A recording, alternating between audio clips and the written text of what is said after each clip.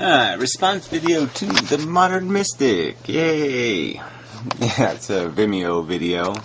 I shall link below, embed or something appropriate to the circumstance. Yeah, I haven't been watching too many of his videos. I mean, the economic stuff just gets, EAU, UOP, COT, POT, SAAT, whatever, who cares? You're kind of just waiting for whatever it is, the crack, the fissure in the little crystal vase to start. Because once it gets moving, it won't stop until the thing breaks into a billion pieces. But yeah, you're just kind of waiting for the cliff moment or whatever it is where the thing really gets so far out, like, it runs so far over the edge and it's sitting out there that it's no way it's coming back. Kind of a moment. But anyway, I did a video on TV, but it has some themes I like in it. One of them was, he mentioned how one of my dislikes was that, well, let me get to the one, I'll do it in order, that he has a reoccurring kind of little mental disciplines, if you want to call them that, little bookmarks in the brain that reoccur or that come back, that flash in front of you and say, hey, look at me. And I sort of have some of those too in terms of perspective on your own life. And ironically, I got one of them from TV. There was two movies that gave me perspective as a kid. They got me thinking. Okay, I'm not saying the movie was great. I'm saying the movie was great for making you think. So it's almost like I could see how seeing The Matrix might make a kid nowadays think, because it creates an imagination. Any one of the virtual reality type movies might do that, where it would get you thinking about virtual reality and thinking about how you would design your world and what you'd want in your world and what perfection is to you and how you could actually maintain that if you actually had it. Anyway, different subject in a way. So anyways, It's a Wonderful Life, cliche, and the Scrooge movies, Dickens'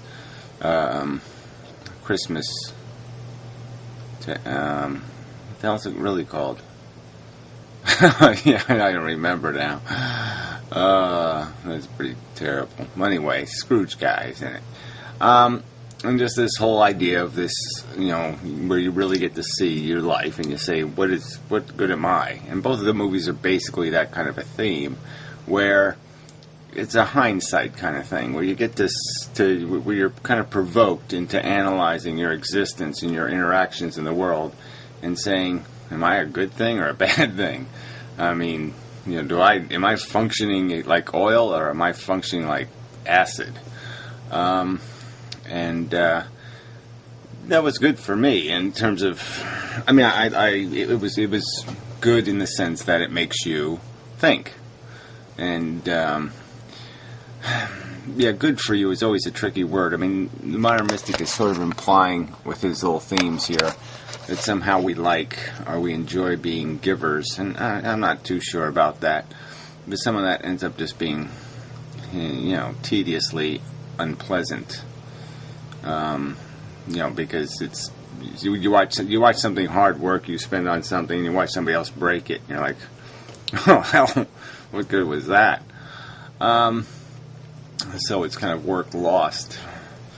It's almost like, you give money to like a homeless guy or something and watch him go into a liquor store and you're just like, that's kind of a waste of money, isn't it? It loses its, you don't see any long-term value. It just ends up being pissed away kind of a thing, and having stuff pissed away is irritating. So anyway, there's so many ways I want this to go. I mean, he did some videos on socialism that I want to get to, too. Just part of me is saying this is sort of a theme in here, too, of this whole human race thing and how we function and how we're forced to function because of these mechanisms like TV and culture that force us to play the game in this stupid and idiotic way. And so I was just thinking about how we have so few mechanisms where we can do something really constructive to be helpful. to add our skills. Instead of watching TV, we could be thinking about, they could be trying to cure cancer, and they have some little stumbling block where they're having a hard time getting an amino acid to drift into the nucleus of the cell, and blah blah blah. And maybe you could analyze that. You could do the research could be online, and you could understand their certain problem, and maybe you, with your imagination, you could think about it, and you could say, oh, I have an idea. What if you tie a pink balloon on it? Or, something silly, but maybe it's not silly. Maybe you have maybe you can stimulate in somebody else, like A Wonderful Life or the Scrooge movie, you could inspire in them a thought process that will lead to a productive conclusion, a solving of the problem. And certainly there's cases where I think you might be able to do something even much more than that, where you could actually do solve the problem. Somebody could just say, hey, I got that in my back pocket, because I was fiddling around with this thing the other day, and I had the same kind of problem, but a different problem, but similar, and this is what I did, and it worked,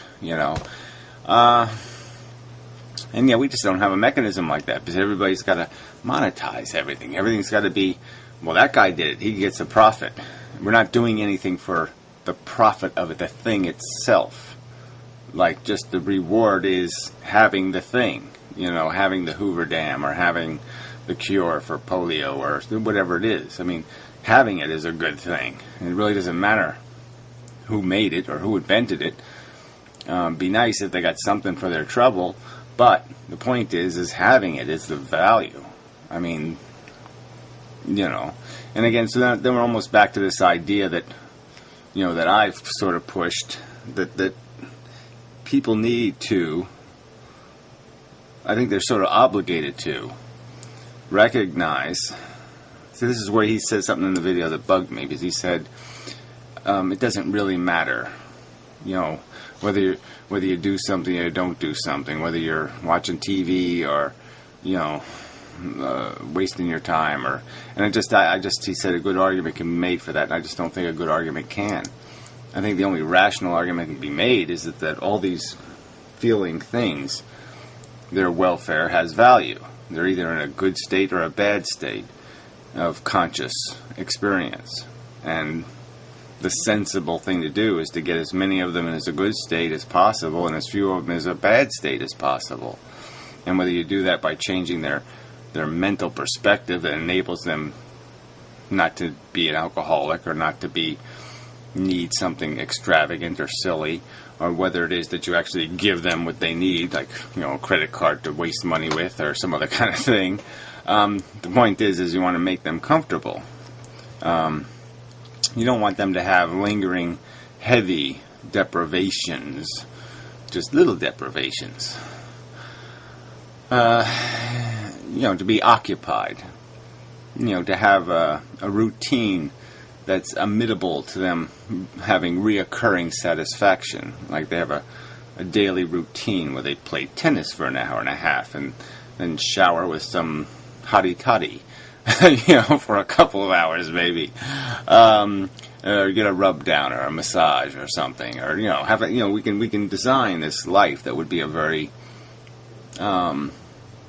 non-offensive daily routine, where and then we could actually make that productive. Like you could work on some little software problem, and that would intrigue you, and it could almost be like a video game where you're trying to solve the puzzle. And that's sort of how we should be living our lives. Even when we're productive, it should almost be enjoyable. And we should be able to manufacture it that way. But we don't even try, because we can't do anything in terms of managing the animals in the zoo. I mean, this is like a zoo, the human race. And there's no zookeeper. There's no God. There's just the zoo animals. And they just keep running towards chaos. They just, they even deliberately, some of them have a chaos philosophy. Like, everything will be okay if we all act in our own interest. I mean, they read some nutty, Atlas Shruggedite, and, they turn into these morons who think that somehow everybody acting in their own interest is somehow going to get something constructive done. And it's not how constructive things get done. They're constructive. They have to be built up deliberately and methodically. They have to be engineered. And engineering is the opposite of chaos. And people just don't get that. And it's, it's a big, horrible liability. But yeah, there's just so much we could be doing with these mechanisms like YouTube and stuff. Like if we had actually like a public research facility, which we do, but it doesn't seem like it's very public, that could all be public, and what their people are doing could be public. There'd be a camera, like I could be a researcher, and there'd be a camera right next to me, and I could just hit the button and say, I've been working on this problem for 4 days, and I'm just not getting it right. And so they could just like explain the problem and say, you see what I mean, and blah blah blah blah blah. It just keeps turning into black mold keeps infecting my dish here, and blah blah. How do I stop that? And then somebody on the old tube could talk back and say, like I said, I had a similar problem when I was blah blah blah, and what I did was, I put a drop of Clorox in. I just think it would be so much more constructive a world where there would be mechanisms for us to actually do something productive. But even the minor productivity of not having time and wasting it. I mean, so much of our time is wasted just trying to get in the mood to do what we have to do. Just silly processes of nonsense, and then we add on these little extras where we just say, I'm too tired to really do anything, so I'll just let somebody else do the doing, and I'll just absorb it. And at least on YouTube and stuff, at least some of that. I'm not giving myself some sort of trophy, but yeah, this is a lot better to be listening to somebody talk about something meaningful, than to watch some sort of stupid nothing, TV show. But some of it isn't nothing. There is some value in it. There are themes and concepts that come up in that media that is worth something. But yeah, the concession has to be made that it's 99.999% crap. Alright. What else? Yeah, I don't have much time on this camera. So that was good. I did that on purpose just to keep myself from taking this way too far into way too many angles. But, this is the kind of thing. The overview philosophically, I think, is that, not that, like Nick says, that doesn't mean anything, but yeah, that this is really stupid, that we can't accomplish anything but clean up the mess that is our own existence, and the problem of existence, period, the problem of these unsatisfied and suffering sentiences. So yeah, all we got is messes to clean, janitorial duties, so to speak, and it's not it's not a great job to have to clean up messes, but it's, that's the job there is. So let's do it. And we're just not doing that. We're not creating systems that get that done. We're creating systems that are almost antithetical to that accomplishment, because they have this chaos mixed in them. They have this self-importance thing. I should get back to that, because people have a hard time understanding this, which I don't understand. But the point is that we look at every person, like Nick and me, and just understand there's two pieces to you. There's this little sensitive thing, the little kid that's still in you, the little feely thing, the little wanty thing, the wanter and the feeler. And then there's the thinker. So, want, feel, and think. And, the think thing should be able to understand that my little wanty, feely thingy and his little wanty, feely thingy are the same wanty, feely thingy. They want different things. Like mine might want a blue lollipop, and his might want a yellow lollipop. Yeah. Okay, he probably wouldn't go for yellow. And whatever this color is. Pegray. Yeah, Pegray. You'd want a Pegray one. You'd just give it to the cat anyway, probably. But anyway, the point being is that we have a welfare. it seems like a good word. I mean, I know welfare has been ruined because of the political connotation, but just this idea that you have a that you have a feeling interest, that you need comfort. Now that one's pretty easy, right? You need comfort. That can't be controversial. And he needs comfort. And that one over there, whatever, the other things, the other beasties need comfort. And really the game of your brain isn't to say, how do I make this thing the most comfortable I can? This little feely thingy that's inside that lives closest. So it's almost like you're deciding how you orient your brain based on what feely thing lives closest to you. Now, people could understand if that was the real world and you did anything based on proximity, you'd say, well, that's completely arbitrary. Why would you allocate brain resources based on proximity? That's stupid. There's no advantage there. You orient the brain resources to where the problem's the greatest, or where the problem is easiestly fixed, where you can maximize the gain of the resource allocation. There's a technical way of saying it. I mean, you want to get the most out of the resource allocation. And the resource allocation is thought and thinking and wheeling and scheming. All of our natural inclination, our intuitive inclination to take care, and we just migrate it to where it can do the most good. And it's not going to necessarily be able to do the most good based on proximity. Again, that's stupid. Proximity might be an asshole. I mean, somebody wants a Lamborghini. Well, fuck that. I mean, that's stupid. You got to fix that, okay? Get him repaired, and then, worry about somebody else first. I mean, that's last on the priority, because that kind of extravagant nonsense is just, silly. Yeah. So, I mean, it just doesn't seem like it should be that controversial to explain that your mental resources, the very tip of your brain, should not really be concerned with what body it's connected to. Like, the body should be irrelevant, and the only thing that should be relevant is understanding this mission statement that there is need in the world, and that this thinking thing should sensibly, because it recognizes that the need is important, it should be doing something to fix it. So it either reduces its amount, tries to get less of it created, or it bandages its wounds, or it tries to comfort it directly. Create systems where it can live and flower and, fluff, pretty, nice, whatever kind of jargon you got to use to get through to people. But yeah, I mean, that's what it should be. That's what brains should be able to figure out. Thinking machines should be able to understand this basic dynamic. It's a zoo. It needs a keeper.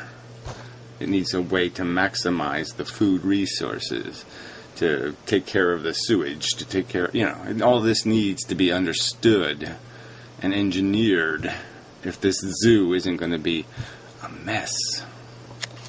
So anyway, that's probably enough of a video. So anyway, it's good seeing Nick. So this is called TV 11. I don't know exactly what that is. I guess 2011. I don't know. So anyway, yeah, it's almost like I wish he had a separate channel for the real videos and one for the economic stuff. I mean, for the videos where he talks like a human being again. The more personal, no, it's not really personal though. Well, anyway, you know what I'm saying. You get my drift. Let me see what else is on there.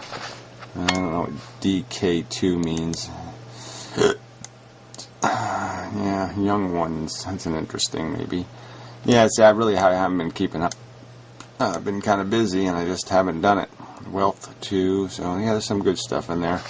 Anyway, so I'll try to, maybe I'll respond to a couple more of these videos. And such. So, anyway, hey, Nick. I still don't understand why you deleted the YouTube channel. I mean, maybe it's in one of these videos I haven't watched, and, I just don't know which one it might be in. But, Yeah, that was a little harsh.